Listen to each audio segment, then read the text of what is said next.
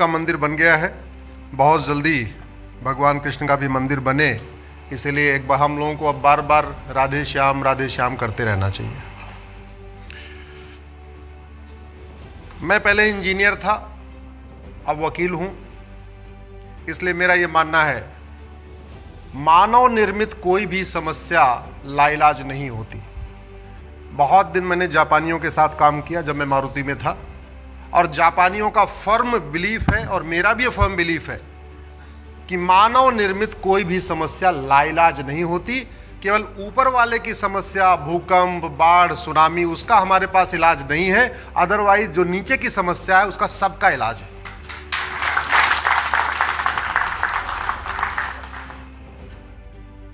जिन समस्याओं की हम चर्चा करते हैं कि भारत में है, उससे हम परेशान हैं, चाहे वो लफ्ज़ जिहाद हो, चाहे वो लैंड जिहाद हो, चाहे घुसपैठ हो, चाहे वो धर्मांतरण हो, चाहे जनसंख्या विस्फोट हो, या अलगाववाद है, या कट्टरवाद है, या जिहाद है, या मजहबी उन्माद है, ये विश्वव्यापी समस्या है क्या? जरा जोर से बोलिए, जरा जोर से बोलिए। ये वर्ल्ड वाइड समस्या नहीं है, ये हमारे यहाँ समस्या है। अब सवाल ये उठता है, हमारी भूमि बड़ी पवित्र है, भगवान श्री राम ने यहां जन्म लिया, भगवान कृष्ण ने यहां जन्म लिया, भगवान महावीर ने यहां जन्म लिया, गौतम बुद्ध ने यहां जन्म लिया, भगवान शंकराचार्य जी ने यहां जन्म लिया, भगवान हनुमान जी ने यहां जन्म लिया, सारे देवी देवताओं ने यहां जन्म लिया। इसके बावजूद हम सारी समस्याओं से पीड़ित हैं। चीन में किसी देवी देवता ने जन्म नहीं लिया, सिंगापुर में किसी देवी देवता ने जन्म नहीं लिया, न्यूजीलैंड में किसी देवी देवता ने जन्म नहीं लिया। वहां यह समस्या क्यों नहीं है? वहां क्यों नहीं है?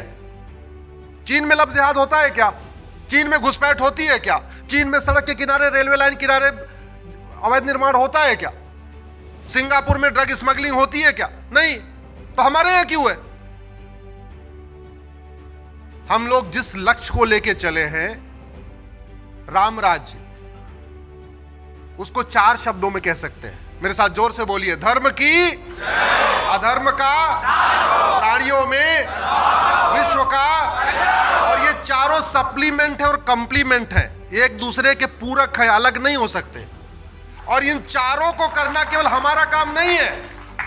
केवल धर्म की जय करना समाज का काम है, अधर्म का नाश करना शासक का काम है। अधर्म का नाश करना हाईकोर्ट का काम है, सुप्रीम कोर्ट का काम है, संसद का काम है, विधानसभा का काम है।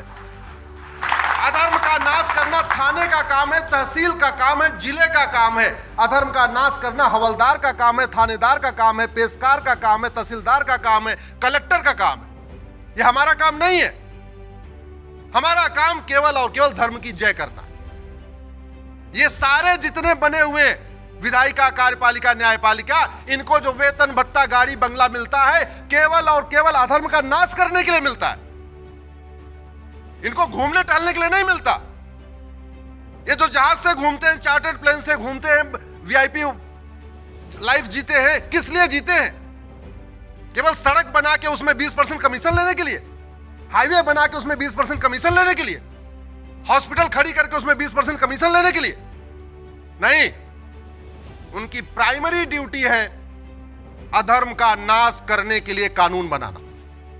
जैसे डॉक्टर की प्राइमरी ड्यूटी है बढ़िया दवाई देना, ड्राइवर की प्राइमरी ड्यूटी है अच्छी तरीके गाड़ी चलाना,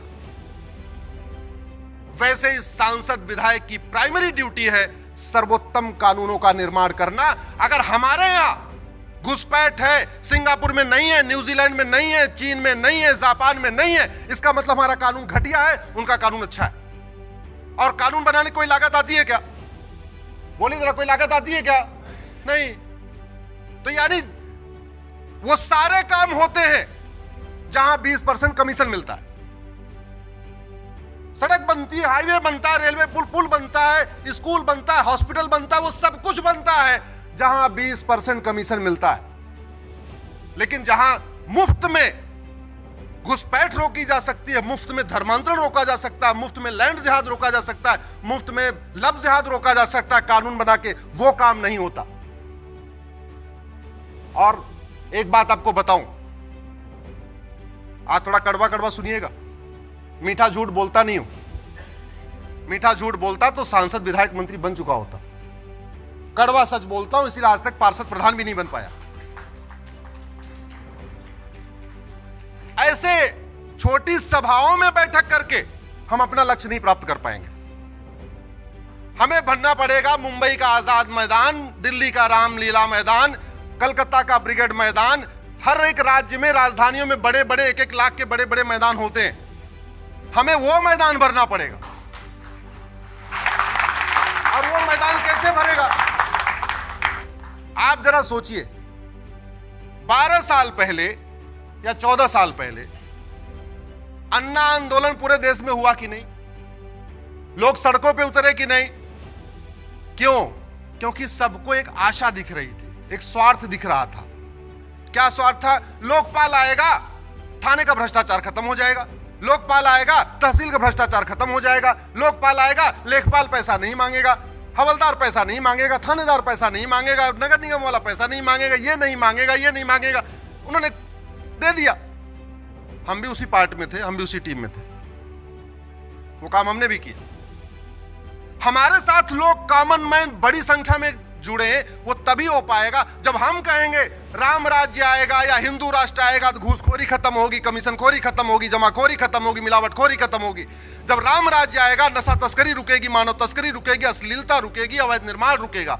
हमारे साथ तब लोग जुड़ेंगे जब सब ये कहेंगे हम राम राज्य आएगा, थाने पे कोई पैसा नहीं लेगा, तहसील में कोई पैसा नहीं लेगा, जिले में कोई पैसा नहीं लेगा। जब राम राज्य आएगा तुम्हें तारीख पे तारीख नहीं मिलेगी, तुम्हें 6-6 महीने के अंदर न्याय मिलेगा, तब हमसे कॉमन मैन जुड़ेगा। मैं एग्जाम्पल आपको देता हूं। राजू की ज्यादा हत्या हुई, कृष्णा की हुई, शिवम की हुई, बादल की हुई, नीलेश की हुई, कमलेश की हुई, गंगाराम की हुई, डॉक्टर नारंग की हुई, रतनलाल की हुई, अभिजीत की हुई, रामलिंगम की हुई, रिंकू शर्मा हुई, ध्रुव त्यागी हुई, चंदन गुप्ता हुई, बंधु प्रकाश हुई, रचित जाट हुई, प्रियंका रेड्डी हुई, अंकित शर्मा हुई, दिलवन नेगी हुई, हिना तलरेजा हुई, ट्विंकल शर्मा हुई, किशन भरवाड़ हुई, अंकित सक्सेना हुई, कमलेश तिवारी हुई, निकिता राजपूत हुई, कन्हैया लाल राजस्थान में हुई, उमेश कोल्हे महाराष्ट्र में हुई, नेहा फयाज की हुई। इसके अलावा उर्वी की हुई, मानसी की हुई, रूबी कुमारी हुई, ममता की हुई, रविता की हुई, अंजलि की हुई, ममता की हुई, निधि की हुई, अदिति की हुई, आद्या की हुई, अमृता की हुई, अभिलाषा की हुई, भावना की हुई, बीना की हुई, दीपा की हुई, छवि की हुई, दृष्टि की हुई, इसका की हुई, एकता की हुई, लक्षिता की हुई, रिया की हुई, नीना की हुई, कनिषा की हुई, हर्षिता की हुई। और जब जब हत्या हुई हमने क्या किया? ट्विटर पे ट्रेंडिंग किया, justice for Nikita, justice for Ruby, justice for ये, जस्टिस फॉर ये, जस्टिस फॉर ये। किसी वहसी दरिंदे को आजीवन कारावास फांसी हुई क्या आज तक? जोर से बोलिए जरा। ये जितने मैंने नाम लिए, ये वो नाम लिए हैं जिनके लिए ट्विटर पे 1-1 लाख 2-2 लाख ट्वीट हुए। ये मैंने वो नाम लिए हैं जिसके लिए भाई सुरेश चौहान जी ने रात को बिंदास बोल किया। मैंने वो नाम लिए, मैंने वो नाम लिए हैं जिसको फेसबुक ट्विटर पे बड़ी बड़ी फोटो शेयर की गई। मैंने वो नाम लिए हैं जिसके लिए नेताओं ने बयान दिया। इन नामों में से कोई एक नाम बताइए जिसके हत्यारे को 100% प्रॉपर्टी जब्त हुई हो, उसकी नागरिकता खत्म हुई हो, उसको आजीवन कारावास फांसी, कोई एक नाम बताइए। हुई? तो हम क्या कर रहे हैं? हम जस्टिस फॉर ये, जस्टिस फॉर ये तो कर रहे हैं। हम पुलिस रिफॉर्म के लिए ट्रेंडिंग नहीं कर रहे हैं, हम जुडिशियल रिफॉर्म के लिए ट्रेंडिंग नहीं कर रहे हैं, हम एडमिनिस्ट्रेटिव रिफॉर्म के लिए ट्रेंडिंग नहीं कर रहे हैं, हम कानून बनाने के लिए ट्रेंडिंग नहीं कर रहे हैं, हम नार्को पॉलीग्राफ ब्रेन मैपिंग कानून के लिए ट्रेंडिंग नहीं कर रहे हैं, हम जस्टिस विद इन ईयर के लिए ट्रेंडिंग नहीं कर रहे हैं। हम अपनी पूरी ऊर्जा एक छोटे से पार्ट के लिए रहे, बड़े पार्ट के लिए कर ही नहीं रहे। सड़क के किनारे अवैध निर्माण क्यों होता है? क्योंकि कानून का खौफ नहीं है। बस अड्डे के किनारे अवैध निर्माण क्यों होता है? कानून का खौफ नहीं है। धर्मांतरण क्यों होता है? कानून का खौफ नहीं है। लव जिहाद क्यों होता है? कानून का खौफ नहीं है। लैंड जिहाद क्यों होता है? कानून का खौफ नहीं है। मिठाई पे थूकते हैं, फेशियल मसाज करते करते थूकते हैं, क्यों? कानून का खौफ नहीं है। ये कानून का खौफ कौन पैदा करेगा? हम पैदा करेंगे क्या? आप पैदा करोगे क्या? ये कानून का खौफ पैदा करना संसद का काम है, सांसदों का काम है, विधायकों का काम है। और जो समस्या राष्ट्रीय हो उसका समाधान राष्ट्रीय स्तर पे होना चाहिए। धर्मांतरण राष्ट्रीय समस्या है तो धर्मांतरण के लिए कानून कहां बनना चाहिए? संसद में। और नहीं, क्यों नहीं बन रहा है? उनको भी पता है ये 500-600 लोग हैं, सेमिनार कर लेंगे, कोई बात नहीं, कुछ उसके अलावा कुछ करने वाले नहीं है, उसके अलावा उनको कोई दम नहीं है। उनको पता है, उनको पता है गरीबी बढ़ाते रहो, उसके बाद मुफ्त में 5 किलो अनाज देते रहो, अपनी दुकान चलाते रहो, कहां से हिंदू जागेगा? वो तो 5 किलो अनाज के लिए ऑलरेडी हुआ है कि उसको महीने में 5 किलो अनाज चाहिए। मैं बार बार ये कह रहा हूं, हमारे साथ तब लोग जुड़ेंगे, इस पे आप लोग चिंतन करिए। मैं गलत भी हो सकता हूं, मैं ये नहीं कह रहा हूं जो मैं सोच रहा हूं वही सही सोच रहा हूं। मैं आपके सामने एकदम कॉन्फेस कर रहा हूं कि मेरी बात को एक बार आप सोचना, हमारे साथ कॉमन मैन क्यों नहीं जुड़ पा रहा है? हमारा लक्ष्य इतना अच्छा है, इतना स्पष्ट है। क्या हम मुंबई का आजाद मैदान, दिल्ली का रामलीला मैदान, कलकत्ता का ब्रिगेड मैदान भर सकते हैं क्या? नहीं। जब नहीं भर सकते हैं तो समाधान नहीं निकलेगा। ऐसा क्या कारण है? हमारी डिमांड वाजिब है, इसके बावजूद लोग संसद में नहीं इसको आवाज उठाते। मैंने एक पीआईएल फाइल किया धर्मांतरण के खिलाफ। मेरी पीआईएल को डिसमिस कराने के लिए 10 पिटीशन और आई और 10 बड़े सीनियर वकील खड़े होते, नाम नहीं बताना चाहूंगा, 10 दिग्गज वकील खड़े होते हैं। उसमें एक भूतपूर्व कानून मंत्री है, एक भूतपूर्व वित्त मंत्री है और एक भूतपूर्व विदेश मंत्री है। वो खड़े होकर कह रहे हैं इनकी पिटीशन गड़बड़ है, डिसमिस कर दो। हम केवल इतना कह रहे हैं कि धर्मांतरण को राष्ट्रीय सुरक्षा के लिए खतरा घोषित कर दो, धर्मांतरण को देश की एकता अखंडता के लिए खतरा घोषित कर दो, धर्मांतरण को एक ऑर्गेनाइज क्राइम घोषित कर दो। इतनी हमारी मांग है। लेकिन पीआईएल की एक लिमिट होती है। धर्मांतरण के खिलाफ कठोर कानून संसद में एक दिन में बन सकता है, एक दिन में बन सकता है। कोर्ट में तो तारीख पे तारीख चलती है। मेरा आप लोगों से आग्रह है कि आप लोग इस बात को पहले चिंतन करिए कि हमारे साथ कॉमन मैन, जैसे अन्ना आंदोलन में सड़क पे उतरा था, युवा उतरा था, गरीब उतरा था, पूरब वाले उतरे, पश्चिम वाले उतरे, दक्षिण वाले उतरे, बिहार वाले उतरे, बंगाल वाले उतरे, वैसे हमारी मांग को लेके कब उतरेंगे, कैसे उतरेंगे, इस पे चिंतन करिए। और मेरा मानना वो तभी उतरेंगे जब उनको कुछ दिखाई पड़ेगा। जैसे उनको एक दिखाया गया कि लोकपाल आएगा तो ये खत्म हो जाएगा, वैसे अगर हम दिखाएं कि हमारा राम राज्य आएगा तो ये खत्म हो जाएगा। उसके बिना लोग सड़क पे नहीं उतरेंगे। कानून कितना घटिया है, मैं इसका आपको एग्जाम्पल देता हूं। 2 महीने पुराना, और नारा दिया गया था। मैं क्यों कह रहा हूं स्पष्टता जरूरी है। जैसे नारा दिया गया अब की बार 400 पार, दिया गया नारा ना, लेकिन बताया नहीं क्यों चाहिए अब की बार 400 पार। मैंने तो घूम घूम के बताया था अब की बार 400 पार बीजेपी का 2024 का नारा है। आप लोग मेरे ट्विटर पे जाइएगा, अब की बार 400 पार मेरा 2022 का नारा है। मैं 2022 में 90 जिलों में गया था, 2023 में 115 जिलों में गया था, 2024 में ये मेरा 57वां कार्यक्रम है। ये 2023 में केवल एक रविवार में अपने घर में था क्योंकि 12 नवंबर को दीपावली थी। इसके अलावा मैं रविवार शनिवार अपने घर में था ही नहीं। मेरी तो लाइफ हो चुकी है मंडे टू फ्राइडे कोर्ट से।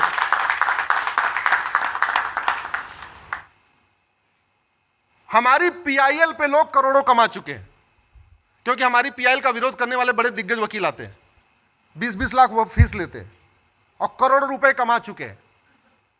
हमारी पीआईएल के दम पे लोगों ने हमारी पीआईएल के खिलाफ आके केस ले लेके लोगों ने दिल्ली में अपना ऑफिस खोल लिया। मेरे पास दिल्ली में ऑफिस नहीं है, मेरे पास दिल्ली एनसीआर में कहीं ऑफिस ही नहीं है।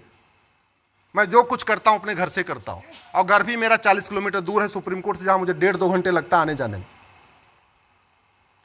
बड़े मुश्किल से मैंने काम शुरू कराया, लेकिन वो काम भी पूरा नहीं हो पा रहा है। ये अपनी वेदना बता रहा हूं। ऐसा नहीं कि भारत में लोगों के पास धर्म के लिए लोग चाहते नहीं है, लेकिन ये कड़वी सच्चाई बता रहा हूं। हमारे खिलाफ भूतपूर्व गृह मंत्री, भूतपूर्व वित्त मंत्री खड़े होते हैं, हमारी पीआईएल का विरोध करने के लिए 10-10 लाख रुपए लेते हैं, लेकिन मुझे ऐसा कभी कोई समर्थन नहीं हुआ। सुरेश चौहान जी बैठे हैं, वो अच्छी तरीके जानते हैं। मैंने छोटा सा प्लॉट लिया, दिल्ली में तो मैं ले ही नहीं सकता, मेरी औकात नहीं है। मैंने गाजियाबाद में लिया, उसका भी मैं निर्माण नहीं करा पा रहा हूं। क्यों? क्योंकि मुंह से समर्थन बहुत अच्छा है, ओरल समर्थन खूब है और कोई समर्थन नहीं है। कई बार फ्रस्ट्रेशन भी होती है कि मेरे साथ के वकीलों के पास दिल्ली में ऑफिस है, मेरे साथ के वकील मर्सिडीज से चलते हैं, मेरे साथ के वकील वीकेंड मनाते हैं। मैं वैगनार से चलता हूं, वो भी सीएनजी लगी हुई। मैं वीकेंड नहीं मनाता, मैं बच्चों के साथ डिनर करने नहीं जाता, मैं बच्चों के साथ कहीं घूम नहीं पाता, मेरा Monday to Friday court, Saturday Sunday बाहर गुजर जाता है। सोचता हूं इस चीज को, लेकिन फिर सोचता हूं कि छत्रपति शिवाजी महाराज ने तो कुछ नहीं सोचा ऐसा। अगर छत्रपति शिवाजी महाराज ऐसा सोचते तब क्या होता, सावरकर जी ऐसा सोचते तब क्या होता, गुरु गोविंद सिंह जी ऐसा सोचते तब क्या होता। उन्हीं महापुरुषों से प्रेरणा मिलती है और फिर अपने काम में लग जाते हैं। यह यात्रा हमारी चलती रहती है। घटिया कानून के कारण हम दो चीजों के कारण इस बार हम 400 पार नहीं कर पाए। पहला, 400 पार का नारा दिया लेकिन यह नहीं बताया क्यों चाहिए 400 पार। अगर हमने 5 बात, 8 बात, 4 बात बता दिया होता, हमको 400 पार दे दो, हम घुसपैठ के खिलाफ कठोर कानून बनाएंगे, हमको 400 पार दे दो, हम धर्मांतरण नियंत्रण कानून बनाएंगे, हमको 400 पार दे दो, हम जनसंख्या नियंत्रण कानून बनाएंगे, हमको 400 पार दे दो, हम देश में समान शिक्षा लागू कर देंगे, नफरत पर आने वाले स्कूलों को बंद कर देंगे, हमको 400 पार दे दो, हम अश्लीलता नियंत्रण कानून बना देंगे। मैं गारंटी के साथ कहता हूं 400 पार हो जाता। इसी 400 पार से हमें यह सबक लेना चाहिए। हम केवल कहेंगे हिंदू राष्ट्र बनाएंगे, हिंदू राष्ट्र बनाएंगे, राम राज्य लाएंगे, हमें समर्थन नहीं मिलेगा जब तक हम ये नहीं बताएंगे हिंदू राष्ट्र से ये खत्म होगा, घूसखोरी खत्म होगी, जमाखोरी खत्म होगी, मिलावटखोरी खत्म होगी, घुसपैठ खत्म होगा। हम जब तक उसके कारण नहीं बताएंगे तब तक हमें भी वो समर्थन नहीं मिलेगा। नारा भी आपने देख लिया एग्जाम्पल। और कानून कितना घटिया है। दूसरा, हमारा जो इस बार 400 पार न होने का कारण कैसा था वो आपको बताता हूं, और उसका भी मूल कारण घटिया कानून है। गृह मंत्री अमित शाह जी का फर्जी वीडियो वायरल कर दिया गया कि हम आरक्षण खत्म कर देंगे। अरुण गोविल जी का वीडियो वायरल हुआ कि हम दलितों के यहां खाना नहीं खाएंगे। बीजेपी नेताओं का फर्जी वीडियो वायरल हुआ जिसमें SC ST को पीट रहे हैं। प्रधानमंत्री मोदी जी का एक फर्जी वीडियो वायरल हुआ जिसमें कह रहे हैं मनुस्मृति लागू कर देंगे। किरोड़ी लाल मीणा जी का एक वीडियो वायरल हुआ जिसमें कह रहे हैं आरक्षण खत्म कर देंगे। आचार्य प्रमोद कृष्णम जी का हुआ कि अब की बार 400 पार हो जाएगा, भारत में मनुस्मृति लागू हो जाएगी। एक फर्जी वीडियो योगी जी का वायरल हुआ कि अब की बार 400 पार हो जाएगा, SC ST का आरक्षण खत्म हो जाएगा प्रमोशन का। एक प्रधानमंत्री मोदी जी का आरक्षण विरोधी फर्जी वीडियो वायरल हुआ। एक फर्जी वीडियो वायरल हुआ कि अखिलेश यादव मंदिर में जा रहे हैं तो उस मंदिर को धोया जा रहा है। एक भागवत जी का फर्जी आरक्षण विरोधी वीडियो वायरल हुआ। इसके अलावा एक मोदी जी का फर्जी वीडियो वायरल हुआ जिसमें वो मराठा समुदाय को लुटेरा कह रहे हैं। एक फर्जी वीडियो वायरल हुआ योगी जी, अमित शाह जी का, जिसमें वो ठाकुरों को गाली दे रहे हैं। एक योगी जी का फर्जी वीडियो वायरल हुआ जिसमें वो ब्राह्मणों को गाली दे रहे हैं। एक फर्जी वीडियो वायरल हुआ कि दलितों ने वोट नहीं दिया, फर्स्ट फेज में उनकी पिटाई हो रही है। एक प्रधानमंत्री जी का फर्जी वीडियो वायरल हुआ जिसमें वो सिखों का अपमान कर रहे हैं। एक फर्जी वीडियो वायरल हुआ विश्व हिंदू परिषद का कि नहीं, राष्ट्रपति द्रौपदी मुर्मू जी को नहीं बुलाना है क्योंकि वो दलित हैं। एक फर्जी वीडियो अमित शाह जी का फर्जी वीडियो वायरल हुआ जिसमें वो कह रहे हैं कि जो मोदी जी की गारंटी है, गारंटी नहीं है, जुमला है। एक और फर्जी वीडियो वायरल हुआ, वो उसमें आधा सही आधा गलत था, जिसमें नड्डा जी कह रहे हैं हमको RSS की जरूरत ही नहीं है। एक प्रधानमंत्री जी का फर्जी वीडियो कर्नाटक में वायरल हुआ जिसमें कह रहे हैं कर्नाटक के लोग पापी होते हैं। एक फर्जी और वीडियो वायरल हुआ जिसमें प्रधानमंत्री जी योगी जी को धक्का देके काशी विश्वनाथ मंदिर में पीछे कर रहे हैं। एक और ऐसे अनेक फर्जी वीडियो वायरल हुए। और ये फर्जी वीडियो हमारा, आपका, आम आदमी का नहीं, आम जनता का नहीं है, सांसदों का फर्जी वीडियो है, गृह मंत्री अमित शाह जी का फर्जी वीडियो है, प्रधानमंत्री मोदी जी का फर्जी वीडियो है। और मैं गारंटी के साथ कहता हूं ये जितने फर्जी वीडियो वायरल हुए इनको कुछ नहीं होगा। ये फर्जी वीडियो इसलिए वायरल हुए क्योंकि हमारे पास साइबर क्राइम के खिलाफ कठोर कानून नहीं है। और हार का मूल कारण, इसका मतलब फर्जी वीडियो है, और फर्जी वीडियो का मूल कारण है घटिया कानून। तो हार का मूल कारण क्या हो गया? जोर से बोले, क्या हो गया? इस घटिया कानून कारण हमारे हैं। हारे नहीं है, जीते हैं, लेकिन 400 पार नहीं हुआ। दो बड़े कारण है। एक तो हमने 400 पार क्यों चाहिए बताया नहीं, दूसरा 400 पार खिलाफ जो फर्जी वीडियो वायरल हुआ उसके खिलाफ हमारे पास कठोर कानून नहीं था। अगर हम वास्तव में चाहते हैं कि हम ये बताएं आने वाले टाइम में, तो सबसे बड़ा हमें एक काम करना पड़ेगा, संविधान में जो गड़बड़ियां हुई उनको ठीक करना पड़ेगा।